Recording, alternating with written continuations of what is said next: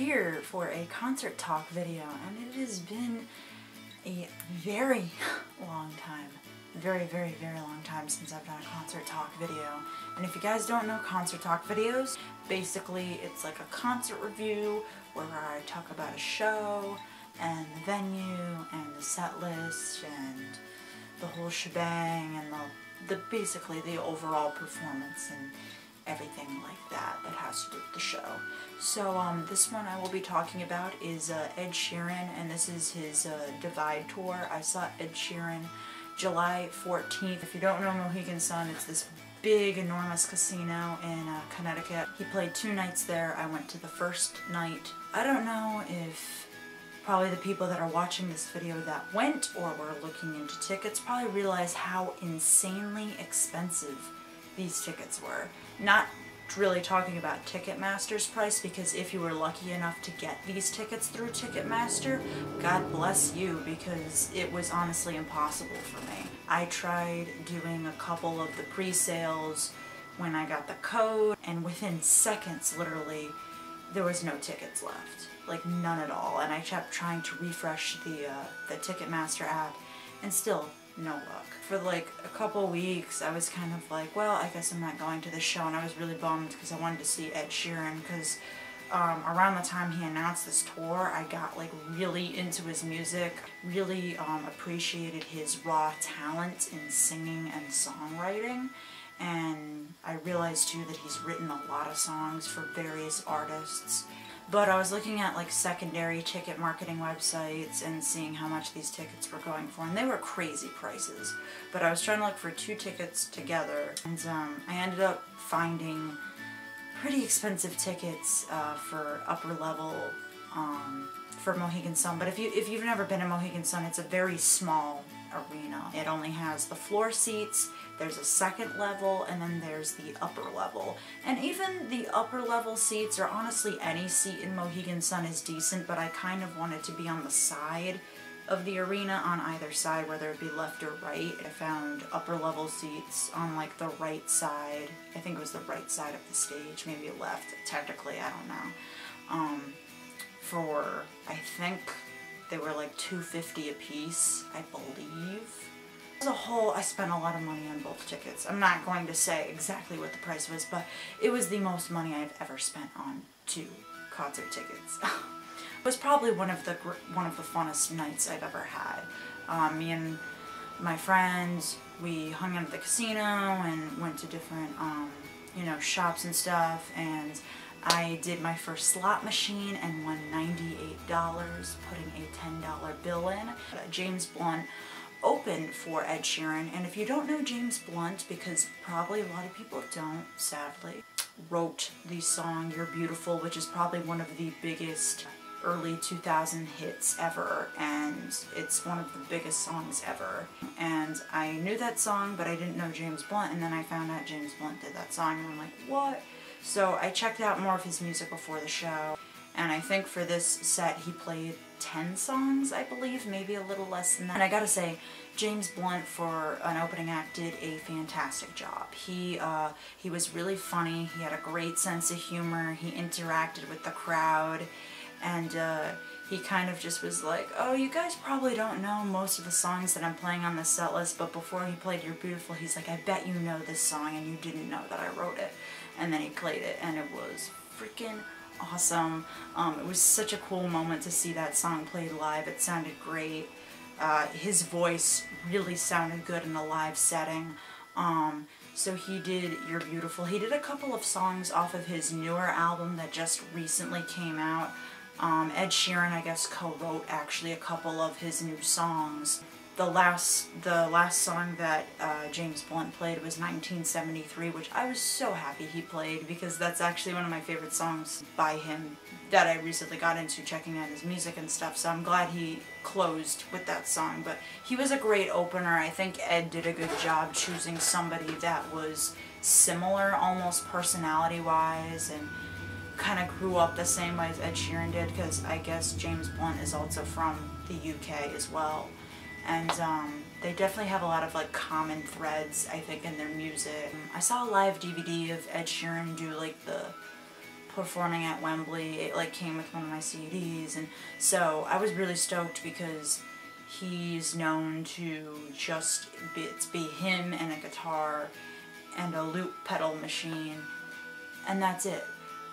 Which I think is pretty impressive, but I think actually seeing him perform live and seeing him do everything on his own was just more amazing. Like, you know, I've seen videos and I've heard things, and he's actually said multiple times on social media and stuff that he uses a loop machine and everything, and that's what you hear playing when he's not playing the same guitar part as something else or whatever. He like records a part and then he'll pause it and then he'll play it when he's playing something else. So that's basically what the loop machine does, and it's all him, and there's no backup dancers, backup band, nothing. It's like, it's just him, and I think he did an incredible job. He played about 17 songs all on his own and pretty much did it flawlessly too. Go by the set list that he played, because I guess each show he kind of switches the set list a little bit. He opened up with Castle on the Hill, which I think was a good way to open up, because that's really a building, upbeat song. Next he played Eraser, great song with him doing cool acoustic, almost Spanish style guitar with rapping in it. That's off of his new album. Then he played his first hit, The A-Team, which was really cool. Everybody had their little phone flashlights out. He was singing along to that song. Next he played Don't and New Man kind of together in one, and this was probably my favorite song that he performed live. It's just, he transitioned flawlessly from Don't to New Man, and both songs are very kind of similar lyrically wise, like similar in the context of the lyrics. And I like how he transitioned from Don't to New Man, and then he kind of added like some of the lyrics from Don't into New Man, and it was really well done. I love that. He played Dive, then he played Bloodstream, which I was really happy he played because that's one of my favorite songs by him. He played Happier, which is one of my favorite songs off of his new album. It's a little bit more of a sad song, but a lot of people in the crowd knew that song, which kind of surprised me. Next he played Galway Girl, which was really cool to see live, more of an Irishy song.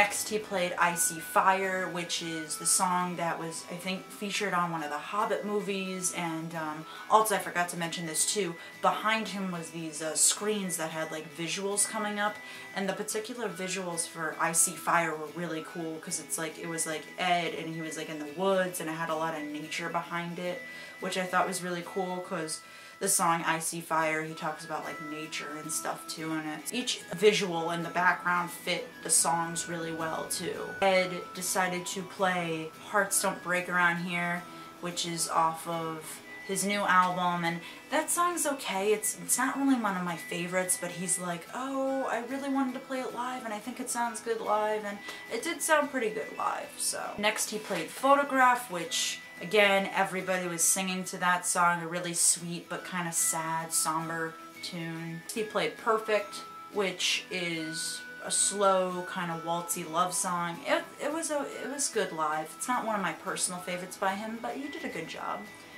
Then he played Nancy Mulligan, and before he played the song, he was talking about the backstory about it and how Nancy Mulligan's about his grandmother who got married to his grandfather, and they had a bunch of kids, and so basically he wrote this song kind of about the story of them getting married. Played Thinking Out Loud after that, so he brought out the electric guitar for the first time because every other song he was pretty much playing acoustically. He did Sing, which everybody, and I mean everybody in that arena was singing that song. It was like a big dance party when that song Sing came on, which was pretty fun. I mean, outside of that concert, I don't really like the song Sing, but hearing it in a live setting with everybody jamming and dancing to it, it was awesome. It really was a cool moment. His two encore songs were Shape of You, which, of course, everybody knew this song and everybody was dancing to this song too. It was another dance song. And then he ended with You Need Me, I Don't Need You, which I thought was honestly a really good closer song because he literally just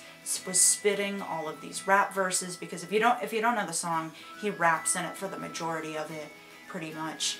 And I just like how he closed with a song that not every Ed Sheeran fan necessarily knew. And it was just all him rapping. I think that was probably the song he was, I think, the most stoked performing live with, because he had a lot of energy saved up for that last song. The concert was really fun. Like I said, a lot of dancey sing-along moments and a lot of like kind of sad, sweet sing-along moments too.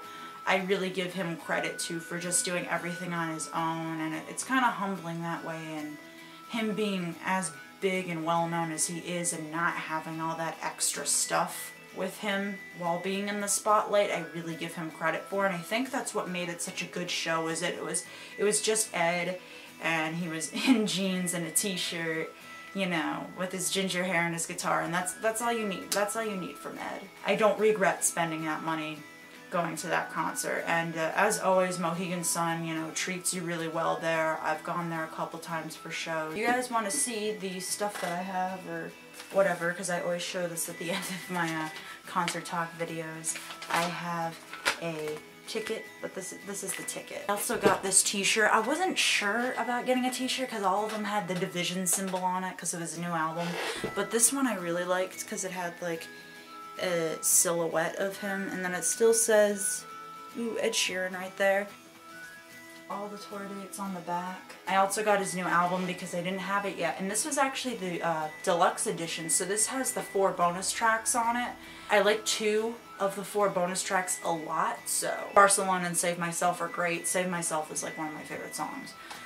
Comment me down below if you are going to this tour or if you already saw Ed Sheeran on this tour. Let me know what songs you're excited for him to play or what songs that you liked that he played, and how you think of him as a live performer, or comment me how you feel about Ed Sheeran in general.